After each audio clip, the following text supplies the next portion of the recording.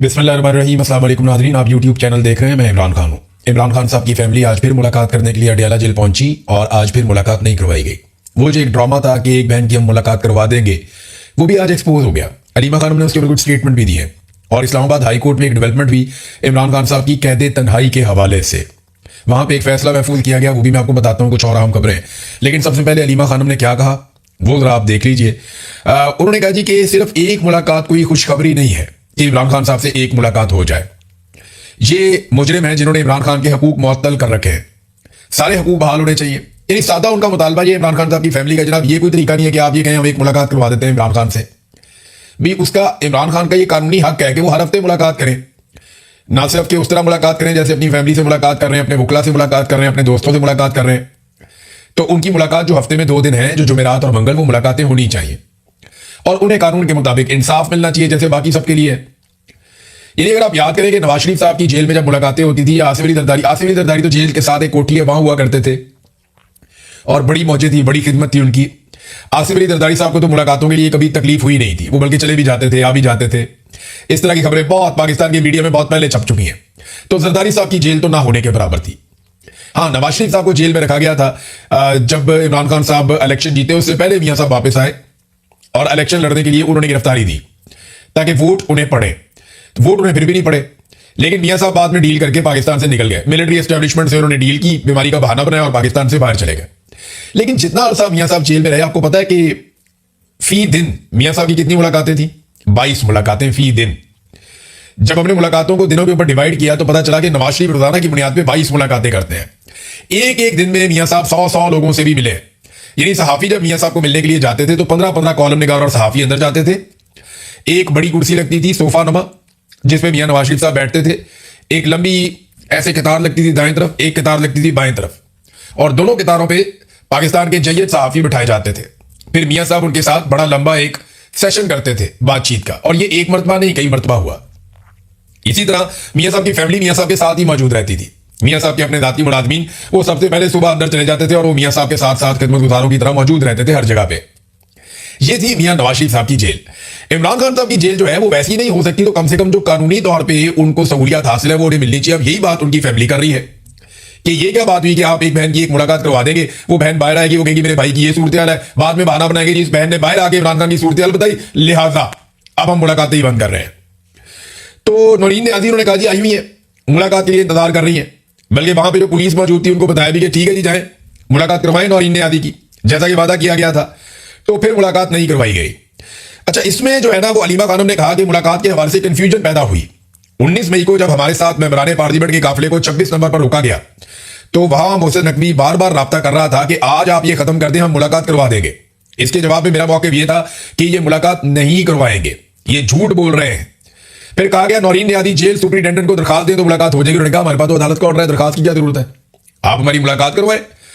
तो मोहसिन नकवी कह रहे थे और फिर उन्होंने ये भी कहा कि मैं 2 हफ्ते तक के लिए मुअख्खर भी कर सकता हूं केस। और वैसे मोहसिन नकवी करने को कुछ भी कर सकते हैं, आसिम मुनीर साहब के साथ अजीजदारी है, ताल्लुक बेहतरीन है, तो मोहसिन नकवी तो कुछ भी कर सकता है। पाकिस्तान के स्याह और सफेद का मालिक, और यही पाकिस्तान की किस्मत है आज तक कि मिलिट्री एस्टेब्लिशमेंट का सिक्का चलता है और उनके आसपास जो लोग हैं वो दिनों में कहां से कहां पहुंच जाते हैं। वरना मोहसिन नकवी के लेवल के, बल्कि इससे बहुत बेहतर लेवल के आदमी पाकिस्तान में पूछता ही कोई नहीं है। लेकिन यहां क्योंकि रिश्तेदारी है आर्मी चीफ के साथ, ताल्लुकदारी है आर्मी चीफ के साथ और एक लंबा रिलेशन है, तो उसकी बुनियाद के ऊपर आप देखेगा चेयरमैन पीसीबी बन गया, निगरान वजीर आला बन गया, 1 साल वो भी रहा, फिर वजीर दाखिला भी बन गया, अब डिफेक्टो वजीर खारजा भी बना हुआ है। तो सारा कुछ मोहसिन नकवी को दिया आसिम मुनीर साहब ने, लेकिन बदले में मोहसिन नकवी ने क्या दिया वो पता चलेगा, वक्त बताएगा कि तारीख के अंदर किसको क्या लिखा जाता है। फिर वो कहते हैं हमें यह बताया गया है कि इनका इरादा है कि एक बहन की मुलाकात करूं मैं, और जब वो बाहर आकर इमरान खान का कोई पैगाम दे तो 6 महीनों के लिए इमरान खान को फिर कैद तन्हाई में डाल दें और ये कहेंगे हमने तो मुलाकात करवा दी थी। जनाब इमरान खान साहब को उनके आईनी और कानूनी हकूक मिलने चाहिए और जिदोजहद इस बात के लिए होनी चाहिए, उनको डॉक्टरों तक रसाई होनी चाहिए, उनके अपने डॉक्टर जाए जाके इमरान खान को चेक करें और बाकायदा उनका ठीक तरीके से इलाज करवाया जाए। वो साबिक वज़ीर आज़म है पाकिस्तान के। तो ये तो नाज़रीन इमरान खान साहब की मुलाकात का मामला है। अब जरा आप देखिए कि अदालत में क्या हुआ। सलमान सफदर साहब ये जो केस है अदालत के अंदर चल रहा है उसमें दोबारा पेश हुए कि जी कहते तन्हाई में आपने क्यों रखा हुआ है बुशरा बीबी को भी और इमरान खान को भी। तो उन्होंने जो स्टेटमेंट दिया अदालत में वो बड़ा इंपॉर्टेंट है। सलमान सफदर ने अदालत को बताया कि इमरान खान साबिक वज़ीर आज़म है, 74 साल के हैं, उनकी टांग में गोली लगी है और एक आंख की नजर ज़ाया हो चुकी है, जेल में कैद तन्हाई में रखा गया है, कोई ट्रायल कोई मुलाकात नहीं हो रही, टीवी नहीं है, कोई इंसानी राब्ता नहीं है, इमरान खान ने मुझे खुद बताया कि उन्हें 22 घंटे और बुशरा बीबी को 24 घंटे कैद तन्हाई में रखा जाता है। 7 महीने से जायद कैद तन्हाई एक बड़ी खौफनाक बात है। दिसंबर 2025 को आखिरी मीटिंग हुई थी इमरान खान से। दोनों बीमार हैं, कई बार जेल से बाहर अस्पताल ले जाया जा चुका है, दोनों की आंखों की सर्जरी हो चुकी है। सिर्फ एक बार तसव्वुर करें कि जिस शख्स की आंख की सर्जरी हुई हो और उसे मुसलसल कैद तन्हाई में रखा जा रहा हो तो वो दीवार में जाकर टकरे ही मारेगा। हमें सर्जरीज का कोई एक मेडिकल डॉक्यूमेंट भी नहीं दिया गया। अदालत आईजी जेल खाना जात को तलब करे, ये सुपरिटेंडेंट ऑफ जेल के बस की बात नहीं है। अदालत मेडिकल का मुकम्मल रिकॉर्ड भी तलब करे। ये जो है ना जेलर शेलर, सुपरिटेंडेंट ऑफ जेल, ये आईजी जेल खाना जात, ये सारे जेलों में ही जाएंगे। ये जिस वक्त पाकिस्तान की काया पलटनी है ना तो बेशुमार लोग जो जेलों में जाने ना उसमें इस किस्म के सहूलतकार भी जेलों में जाएंगे। और ये बड़े आराम से कहेंगे जी हमें तो जनाब कर्नल साहब कहते थे, हमें जनाब फलाना कहता था। उनका नामो निशान भी नहीं मिलना बाद में, क्योंकि कोई आपको लिख कर नहीं कहता कि आप ये नाइंसाफी और जुल्म करें। इससे बेहतर है कि आप यहां से रिजाइन करके चले जाइए, आप यहां से अपना तबादला करवा लें। लेकिन मर्जी है, ये अपने आप को खुद ब्यूरोक्रेसी, पुलिस, ये सारे लोग अपने आप को खुद पेश करते हैं सिस्टम की खिदमत के लिए कि जनाब हमसे काम करवा लें और बस हमें माफ कर दें, हम जो करप्शन करते हैं, कोई 2 नंबरी करते हैं तो उसके ऊपर आप नजर ना डालें। तो नाज़रीन, ये खादिम हुसैन सुमरू साहब की अदालत के अंदर इस्लामाबाद हाई कोर्ट में ये मौक़िफ़ इख्तियार किया पाकिस्तान तहरीक इंसाफ के वकील ने या इमरान खान साहब के वकील ने। अब उसमें जो जज साहब हैं उन्होंने फैसला महफूज कर दिया इन दरखास्तों के ऊपर। और जज साहब ने रिमार्क्स दिए कि नैब मुकदमात में कैद तन्हाई नहीं होती। मैंने दोनों फैसले देखे हैं, कैद तन्हाई की कोई सजा नहीं है। पहले यह तय करेंगे कि दरखास्तें काबिल समात हैं या नहीं है। अगर दरखास्तें काबिल समात करार पाई तो फिर जेल हुकाम को नोटिस जारी करके तलब कर लेंगे। तो ये नाज़रीन यहां पे आके मामला रुक गया। अब ये पता चलता है कि फैसला क्या जो महफूज किया गया उसमें, देखिए अदालत से 26वीं 27वीं आईनी तरमीम के बाद अब अदालत से उम्मीद तो कोई नहीं है। ये बात आप मेरी लिख कर रख ले कि जब तक आसिम मुनीर साहब की तरफ से ग्रीन सिग्नल नहीं आएगा कोई भी अदालत इमरान खान की मुलाकात का हुक्म नहीं देगी, और अगर देगी भी तो मुलाकात नहीं होगी। ये सारा निजाम आसिम मुनीर साहब ने जकड़ लिया। याद रखिएगा, एक एक चीज जो है ना वो उनके जरिए से और उनके लोगों के जरिए से हो रही है। ये हुकूमत खुद अपने मुंह से एक मरतबा नहीं बार बार कह रही है कि ये हाइब्रिड निजाम है, इसको मिलिट्री एस्टेब्लिशमेंट या जर्नैल चला रहे हैं, अपनी मर्जी से चला रहे हैं, हम इस पे बड़े खुश हैं। ये जितने सियासतदान है ना ये सारे सहूलतकार हैं। दरअसल जो कार्रवाई डाली जा रही है या काम किया जा रहा है वो आसिम मुनीर साहब और उनके चंद जर्नैल या उनके चंद साथी हैं। ये मिलकर पूरे निजाम को ना सिर्फ कंट्रोल कर रहे हैं बल्कि बड़े छोटे तमाम फैसले भी कर रहे हैं। अब इन्होंने मुलाकातों पर पाबंदी लगाई और वजह यह है कि इमरान खान साहब जेल से जब बोलते हैं तो ऐसा लगता है कि कोई शेर धाड़ा है। जब वो जेल से बोलते हैं तो इनकी टांगें कांप जाती हैं सबकी। जब वो जेल से बोलते हैं तो इनके ईवान लड़स जाते हैं। जब वो जेल से बोलते हैं तो इनका बना बनाया बयानिया जो है वो बढ़ जाता है, इनके पल्ले कुछ नहीं बचता। लिहाजा इन्होंने कहा कि इमरान खान साहब का जेल से बोलना भी बंद करवाओ और उनका कोई पैगाम बाहर नहीं आने देना। अच्छा, ये सारा कुछ इसलिए भी किया जा रहा है कि इमरान खान को कमजोर किया जाए और ज़हनी तौर पर इस बात पर कायल कर दिया जाए कि जनाब आप अब बस कर दें और आप हमारे साथ डील कर लें। तो बहुत सारी ऑफर्स हुई हैं। इमरान खान रास्ता तो निकालेगा, मिलिट्री एस्टेब्लिशमेंट के साथ बैठ के रास्ता तो निकालेगा। बहुत सारे लोग कहते हैं उन्हीं से क्यों बात करना चाहते हो भाई, उन्होंने ही गंद मारा है, उनसे ही बात करनी है। या तो किसी को लगता है कि शहबाज शरीफ इतना ताकतवर है, नवाज शरीफ इतना ताकतवर है, जरदारी इतना ताकतवर है, ये सारे खड़े हो सकते हैं, डट सकते हैं फौज के खिलाफ और इमरान खान के साथ बैठ के मुस्तकबिल का लायामल तय कर सकते हैं, तो फिर तो कर लें। तो जब मिलिट्री एस्टेब्लिशमेंट नहीं सबको दीवार के साथ लगाया हुआ तो उन्हीं के साथ बात करके उनको क्यों ना निकाला जाए बीच में से। यार बहुत हो गया कौम के साथ मजाक, बस कर दो। तो मैंने आपसे कहा था 3 फैक्टर्स हैं। नंबर 1 मुआशी दबाव, नंबर 2 बैरूनी दबाव, नंबर 3 अवामी दबाव। मुआशी दबाव से ये निकल नहीं पा रहे और बाकी दोनों दबाव अभी तक नहीं बन पाए। पाकिस्तान तहरीक इंसाफ कोई तहरीक चलाती हुई तो दिखाई दे नहीं रही। जिन लोगों ने तहरीक चलानी थी वो जेलों में। यास्मीन राशिद साहिबा के हवाले से उल्टपटांग किस्म की खबरें आई। कुछ लोगों ने खबर छाप दी कि खुदा न खास्ता उन्हें कुछ हो गया जेल के अंदर। ऐसा नहीं है, ये खबर झूठी है। वो बहुत बहादुर खातून है, उन्होंने बहुत मुकाबला किया है और मुस्कुराते हुए मुकाबला किया।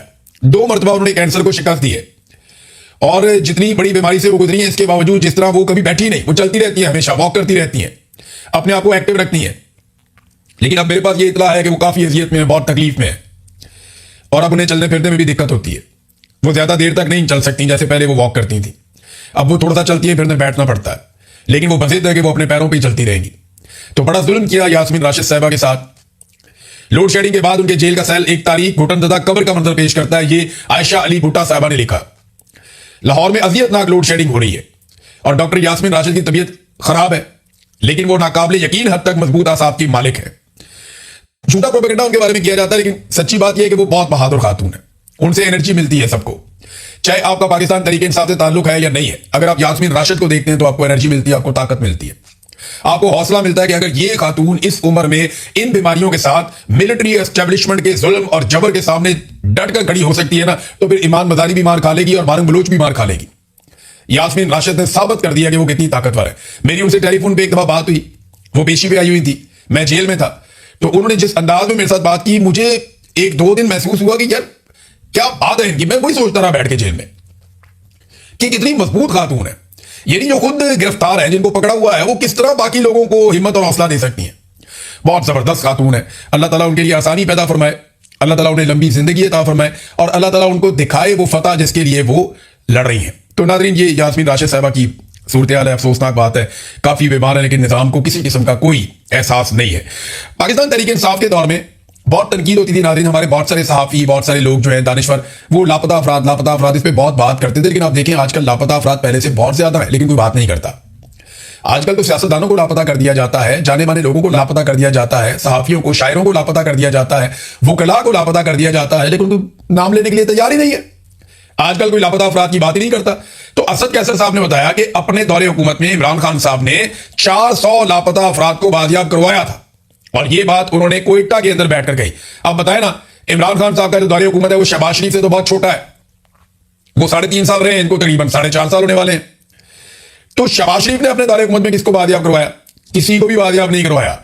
जबकि इमरान खान साहब के दौरे हुकूमत में 400 लापता अफराद को बाजियाब करवाया गया। ये असद कैसर साहब ने और जुनैद अकबर साहब ने बैठकर इसके ऊपर स्टेटमेंट दिया और ये इंकशाफ किया है। लेकिन उस वक्त सब रोला डालते थे। आज पता पाकिस्तान में जमहूरियत की सूरत क्या है, आजादी की सूरत क्या है। 2 लोग होटल में बैठे हुए थे रहीमियर खान में, रहीमियर खान पंजाब, मरियम नवाज जहां टिकटॉकर हुकूमत कर रही है, जाली हुकूमत। तो रहीमियर खान में 2 लोग बैठे हुए थे होटल पे, वो हुकूमत की बुराइयां कर रहे थे। पुलिस देखिए उठा के ले जाके पर्चा डाल दिया उनके ऊपर कि जनाब ये जो 2 लोग हैं ये सरकार के खिलाफ गुफ्तगू कर रहे हैं, हुकूमती लोगों के खिलाफ गुफ्तगू कर रहे हैं, और जो गुफ्तगू कर रहे हैं वो नाजेबा गुफ्तगू है, लिहाजा जनाब बंदा उठाया, गिरफ्तार कर दिया। कि अवामुन नास जो है वो काफी गमो गुस्से में है। अवामुन नास जितनी गमो गुस्से में तुम लोग सोच भी नहीं सकते। जरा अवाम को आप इजाजत दें कि आपके ऊपर कोई मुकदमा नहीं होगा, और फिर उनके सामने माइक करें तो वो बताएंगे कि उन्हें असल में गमो गुस्सा किसके ऊपर और किस नौयत के वो अलकाबात से नवाजते हैं, वो भी आप देख लीजिएगा। बहरहाल पुलिस ने बंदा पकड़ा, मुकदमा दर्ज कर दिया, और यही आज की सबसे बड़ी हकीकत है कि मार्शल लॉ प्लस पाकिस्तान में लगा हुआ है। मार्शल लॉ भी नहीं है, मार्शल लॉ प्लस है। और मिलिट्री एस्टेब्लिशमेंट जिनका काम पाकिस्तान की हिफाजत करना है, वो किन कामों पे लगे हुए। देखिए इंडिया ने पानी बंद किया हुआ, किसी ने कुछ किया? पहले एक स्टेटमेंट मुसद्दक मलिक से दिलवाया गया, अब एक स्टेटमेंट बिलावल से और एक स्टेटमेंट इंफॉर्मेशन मिनिस्टर से दिलवा दिया गया। वजह क्या है? ताकि जो डीजी आईएसपीआर का स्टेटमेंट है ना, तुम हमारा पानी बंद कर दोगे, हम तुम्हारी सांस बंद कर देंगे, वो वाला जो स्टेटमेंट है ना, उसको टोन डाउन करना है। तो उसके मुकाबले में बिलावल का स्टेटमेंट आ रहा है, मुसद्दिक का स्टेटमेंट आ रहा है, तारड़ का स्टेटमेंट आ रहा है, ताकि वो जो डीजी आईएसपीआर को बार बार लोग याद दिलाते हैं ना, याद दिलाना चाहिए। जरा ये देखें, आप दोबारा सुने, आपके डीजी आईएसपीआर ने क्या कहा था, जब इंडिया पाकिस्तान का पानी बंद करेगा तो वो क्या करेंगे, सुने। हिंदुस्तान का मोदी कहता है कि हम तुम्हारा पानी बंद कर देंगे, तुम हमारा पानी बंद कर दोगे, हम तुम्हारा सांस बंद कर देंगे। तो नाज़रीन आपने सुना, तुम हमारा पानी बंद कर दोगे, हम तुम्हारा सांस बंद कर देंगे। तो कर दो बंद भाई। उन्होंने पानी बंद कर दिया है। राणा सनाउल्लाह ने भी गवाही दे दी है, बिलावल ने भी गवाही दे दी है, मुसद्दिक ने भी गवाही दे दी है, तारड़ ने भी गवाही दे दी है। इंडिया से पानी खुलवाया, आपके बड़े ताल्लुकात है दुनिया में। आप बोर्ड ऑफ पीस में बैठ गए, ट्रंप के कहने के ऊपर जाके नेतन्याहू के साथ आपने ज्वाइनिंग दे दी, अब उसके साथ जाकर बैठ गए।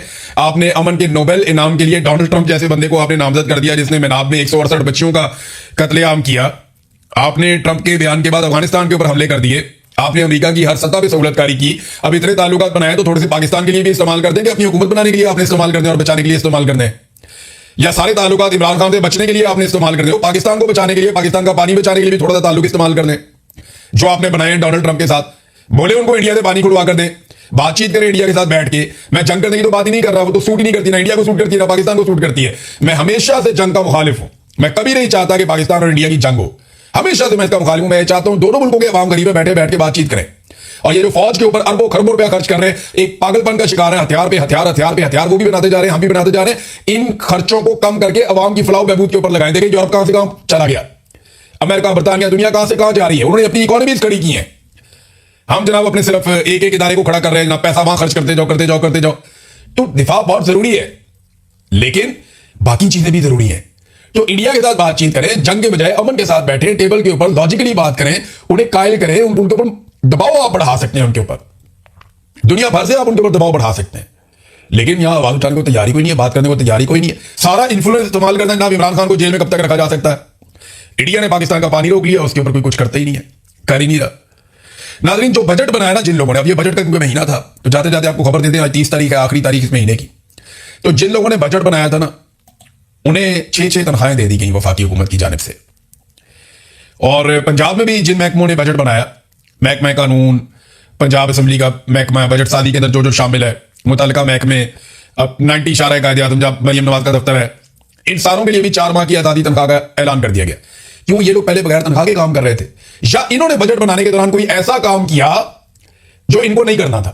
भाई ये तनख्वाह लेते हैं, अपना काम करते। मैं देखिए, ये गरीब मुलाजमीन है, मैं नहीं चाहता कि मैं इनके बारे में कोई ऐसी बात करूं, लेकिन आप समझें जो बाकी हैं उनका क्या कसूर है। भाई ये जो काम कर रहे थे उसकी तनख्वाह ले रहे थे ना, इन्होंने तनख्वाह ली, अपना काम किया। अगर बहुत अच्छा काम किया, आप इनको बोनस दे सकते हैं, आधा एक बोनस दे सकते हैं, फिर आप पूरे सूबे को दें ना, पूरे मुल्क के सरकारी मुलाजमीन को आप दें, ताकि सरकारी मुलाजमीन जो है उनके साथ एक जैसा सलूक हो। बाकी महकमों में भी लोग काम कर रहे हैं, पुलिस में भी काम कर रहे हैं, डाकखाने में भी काम कर रहे हैं, अस्पतालों में भी काम कर रहे हैं, सफाई सुथराई का भी काम कर रहे हैं, हाउसिंग में भी काम कर रहे हैं, जंगलात में भी काम कर रहे हैं, वाइल्ड लाइफ में भी काम कर रहे हैं। तो बेशुमार महकमों के अंदर बेशुमार लोग काम कर रहे हैं, तो आप सिर्फ जनाब इनको 6-6 तनख्वाहें आप इजाफी क्यों दे रहे हैं? क्या कोई चोरी का सामान है जिसको आपने इधर से उधर करवाया इनसे? कोई दो नंबरी करवाई है आपने इनसे? ये तो बादशाह वाला एटीट्यूड है और ये सूट नहीं करता। यानी ये तनख्वाह लेकर एक आदमी काम करे, इनकी तनख्वाहें जो है 6-6 तनख्वाहें हम इनको ज्यादा दे रहे हैं। क्यों दे रहे हैं? मैं इसकी मुखालफत इसलिए भी नहीं कर सकता ज्यादा कि गरीब मुलाजमी है बेचारे, लेकिन मेरा ये मानना है कि बाकियों का क्या कसूर है। भाई अगर आप बहुत ही राजी हो गए, आपको लगता है इन्होंने बहुत अच्छा काम किया है, तो आप सबको एक बोनस दे दें या सबको कुछ ना कुछ आप दें। लेकिन आप एक जगह पे 6 माह की तनख्वाहें दें और बाकी लोग जो है वो सिर्फ खबर पड़े बैठ के, तो ये नामुनासिब है। नाज़रीन, दोहा कतर के अंदर डोनाल्ड ट्रंप के दामाद और उनके खसूसी नुमाइंदे विटकोफ, यानी विटकोफ पहुंच गए हैं और जैरेड कुशनर डोनाल्ड ट्रंप के दामाद वो पहुंच गए हैं। ईरान से कोई टेक्निकल वफद जाएगा मुलाकात करने के लिए, लेकिन अभी तक कुछ चीजें तय नहीं हुई। जैसे ही मामला आगे बढ़ता है तो मैं आपके साथ शेयर करता हूं। अब तक लेते हैं, अपना ख्याल रखिएगा, अपने इस चैनल का भी। अल्लाह हाफिज।